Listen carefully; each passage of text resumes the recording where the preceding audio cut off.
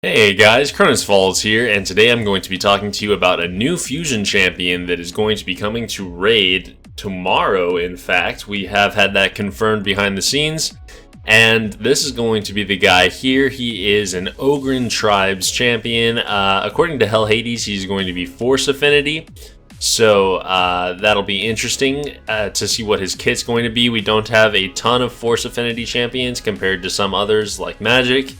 So always nice to get some more into the game.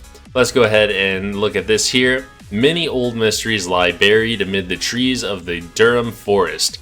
Some wondrous and beautiful to behold, others dangerous, deadly, and best left forgotten. Beasts, brigands, ruthless dark elves all prey on the unwary, and only the mightiest adventurers can hope to survive if they stray from the beaten forest paths. Curiously, there is someone brave, or maybe insane, enough to make his home at the very heart of Durham.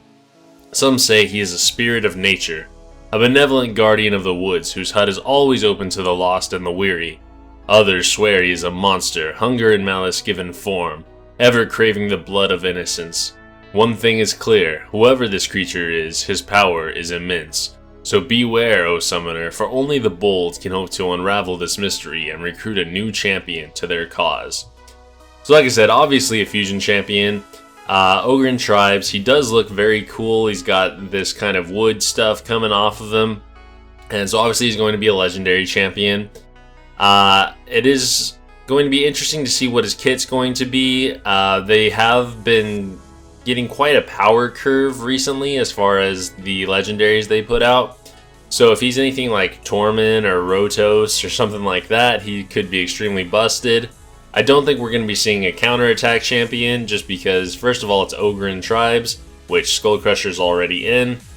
And if he truly is going to be Force Affinity, then even less reason, because I don't think they'd put out another Force Affinity counterattack champion in the same faction as one that they already have.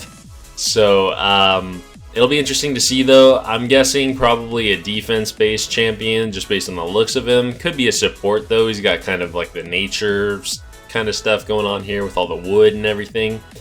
So that'll be cool to see. As far as what it's going to take to fuse him, we're not really sure yet. Stu has had some pictures of some new champions that he thinks are going to be released in the game pretty soon. One of them was actually an orc looking guy with some wood around him. I don't think he was Ogryn, I think he was orc. But he had some wood kind of like this. I think that guy was a legendary as well though.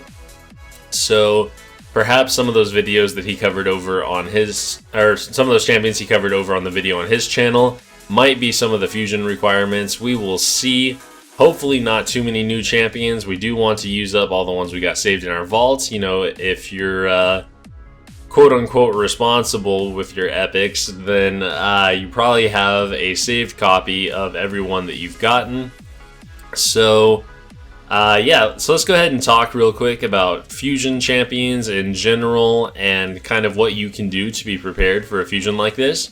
So first of all, there's always going to be a champion training tournament. That's just a given. So if you have any sort of energy, like in your quests, anything like on the weeklies, monthlies, like see I have these two right here that'll be really easy to unlock. Upgrade a champion to rank 4 and ascend a champion one time. So once the fusion starts and we have something to spend the energy on, I can just go ahead and do these real quick. And then I will have some more energy to work with. So make sure you're not spending those. If you have any on monthlies as well, you can go ahead and use those. Make sure you're always using your playtime rewards, your dailies. Always get those done on time.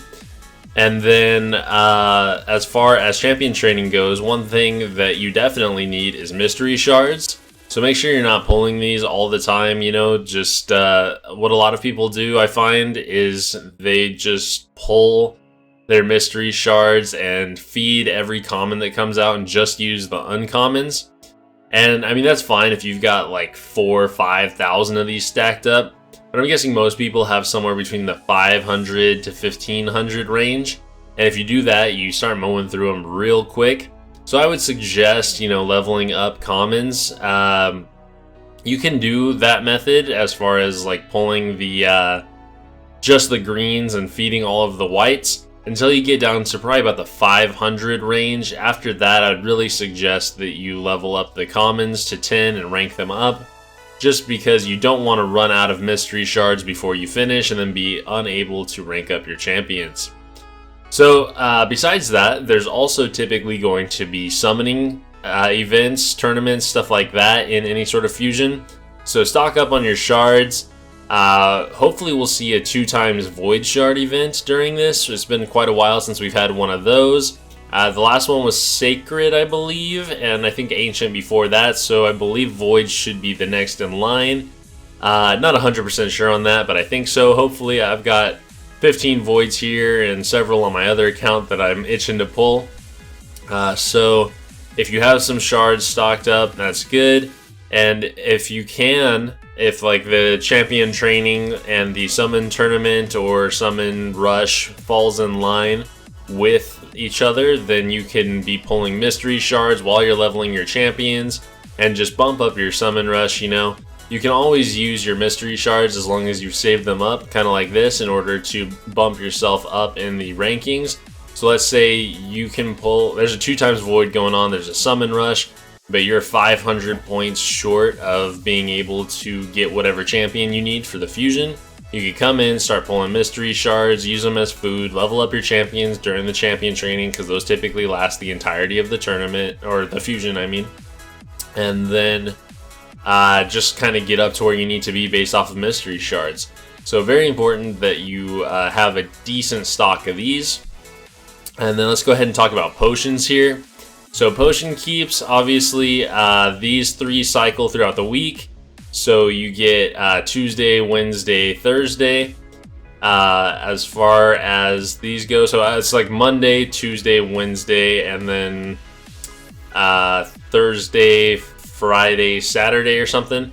I don't know exactly how they line up, but basically you get these 3 twice throughout the week, and you only get Void Keep on Sundays. So you need to keep an eye out for this.